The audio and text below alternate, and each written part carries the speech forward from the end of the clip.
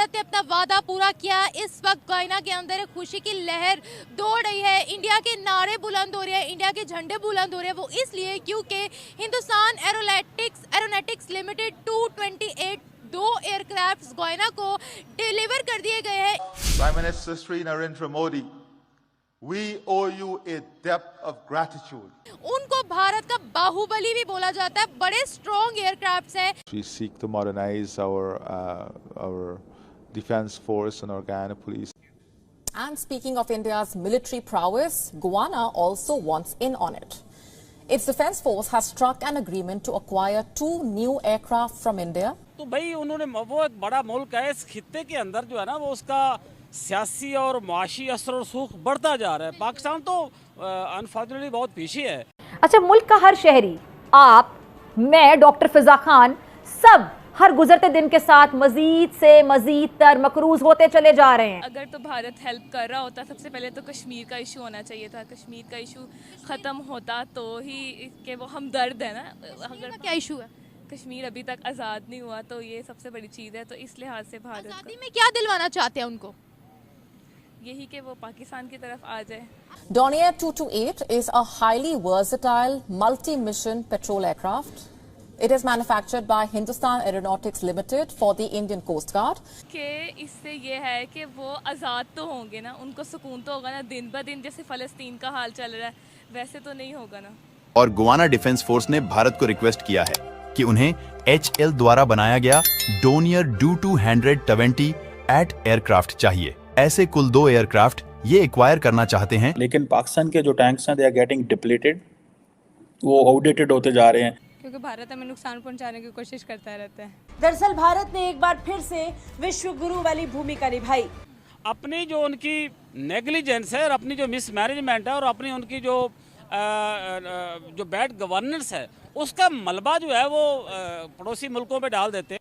वहाँ के लोग थैंक यू बोल रहे हैं और बोल रहे हैं कि हमें और मदद की ज़रूरत है। और जो रिस्पांस भेजा गया है भारत की जानिब से वो ये है कि हम डबल कर देंगे। इस मानों के साथ वो बहुत ज्यादती करती है, लेकिन वो हिंदू आपस में बहुत एक दूसरे का ख्याल रखते हैं।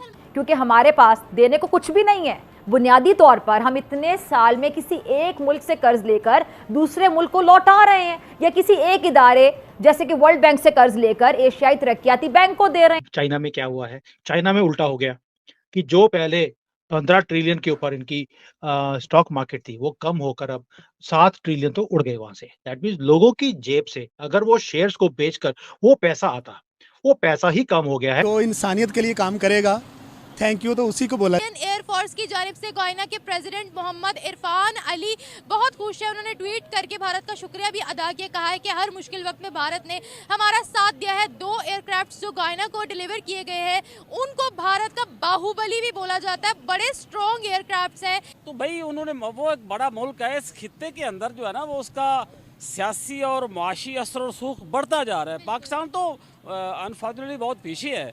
तो उनके लिए भाई वाकई ये मसीहा है और हमें इस बात को अप्रिशिएट करना चाहिए। मोदी सरकार ये जो कर रही है उसको अप्रिशिएट करना चाहिए। खुले दिल से उसकी इस हेल्प का इतराफ़ करना चाहिए और उसकी मेरा ख्याल है कोई और चारा नहीं है उसकी अप्रिसिएशन के अलावा। नहीं है। अच्छा, ये बताएं कि भारत इतना तरक्की पर कैसे जा रहा है कि वो दूसरे कंट्रीज के लिए मसीहा बन रहा है? क्योंकि मुझे लगता है उनकी यूथ उनके साथ फेयर है, लॉयल है। हमारी पाकिस्तान की यूथ पाकिस्तान के साथ लॉयल नहीं है, इसलिए। क्या दुनिया के लिए भारत मसीहा बन गया? बन सकता है। अब मुझे इस चीज़ का आइडिया नहीं है कि ये इन्होंने इस तरह किया है। आपको लगता है कि भारत दुनिया भर की मदद कर रहा है? नहीं कर रहा। कैसे? क्योंकि मुझे इस चीज़ का आइडिया नहीं है। मुझे नहीं लगता आपको कि वो मदद कर सकते? वो इस काबिल नहीं है, उनकी इकोनॉमी स्टेबल नहीं है, या वो नहीं कर सकते? क्या वजह है? आपको क्या लगता है? आपको क्या लगता है? मुझे लगता है उनकी भी गवर्नमेंट का ही इशू, शायद जैसे हर मुल्क में आता है तो शायद उधर भी मसला हो गवर्नमेंट का ही। तो वहाँ पर तो 10 से 11 साल हो गए हैं कि हुकूमत है, तो शायद इसलिए। हालांकि अगर तो भारत हेल्प कर रहा होता, सबसे पहले तो कश्मीर का इशू होना चाहिए था। कश्मीर का इशू ख़त्म होता तो ही कि वो हमदर्द है ना। अगर क्या इशू है? कश्मीर अभी तक आज़ाद नहीं हुआ तो ये सबसे बड़ी चीज़ है। तो इस लिहाज से भारत आज़ादी में क्या दिलवाना चाहते हैं उनको? यही कि वो पाकिस्तान की तरफ आ जाए। आप पाकिस्तान का हिस्सा बनाना चाहती हैं कश्मीर को? हाँ, मुझे बिल्कुल। सच में हंसी आई है इस बात पे, लेकिन मैंने कंट्रोल की है। क्योंकि इससे ये है कि वो आज़ाद तो होंगे ना, उनको सुकून तो होगा ना। दिन ब दिन जैसे फ़लस्तीन का हाल चल रहा है वैसे तो नहीं होगा ना। आप खुश हो यहाँ? एक आम बंदे से भी आप पूछ लोगे ना, उसकी आंखों में भी आंसू आ जाएंगे। इस्लामिक जमहूरिया पाकिस्तान में रहते हुए मुसलमानों का ये हाल है, ये राइट्स मिल रहे हैं जहाँ पर उनको हर चीज़ में सब्सिडीज़ मिल रही है ना, जहाँ उनको हर चीज़ में आगे बढ़ाया जा रहा है, आप उनको वहाँ से छुड़वाना चाहती हैं। तो क्या हम कश्मीरियों की खुशी देखना पसंद नहीं करते? उनको राइट्स मिल रहे हैं वहाँ पर, नहीं मिल रहे क्या? कश्मीरियों को नहीं मिल रहे क्या? नहीं, क्या हो रहा है उनके साथ? जुल्म ही हो रहा है मुझे लगता है। वो तो भारत में तो एक वीडियो भी अभी आज रिसेंट चल रही थी कि लोग शायद यहाँ पर आज़ादी है, हम जहाँ मर्जी खड़े होकर नमाज पढ़ सकते हैं, अपना मुल्क है, अपनी ज़मीन है। लेकिन भारत में वहाँ पर पता नहीं कोई फुटपाथ पे ही वो नमाज पढ़ रहे थे तो पुलिस मार रही थी, हाँ बिल्कुल ऐसे पुलिस ही। को सस्पेंड भी उन्होंने कर दिया, मुझे तो नहीं लगता वो फिर आ जाएगी। सस्पेंड कर दिया है। और हम मुसलमानों के इतने सगे बन रहे हैं ना, बलोचिस्तान के मुसलमानों का क्या हाल है, गिलगित बल्तिस्तान के मुसलमानों का क्या हाल है, आज़ाद कश्मीर। अब आप ये कहेंगे कि वो हमारी कंट्री है, हम खुद उन पे जुल्म कर रहे हैं, तो ये कहाँ का इंसाफ है कि हम खुद उन पे जुल्म करते रहे। जब बाहर की मामला है तो हम कहे कि नहीं भाई उनको हमने आज़ादी दिलवानी है, हमारे अपने मुसलमान तो आज़ाद नहीं है। अपना कश्मीर कह रहे हैं हमें तोड़ो यहाँ से, कह रहे हैं हमें अलग रियासत दो। आपको पता है इस बात का? हमारा कश्मीर, हाँ, आज़ाद कश्मीर।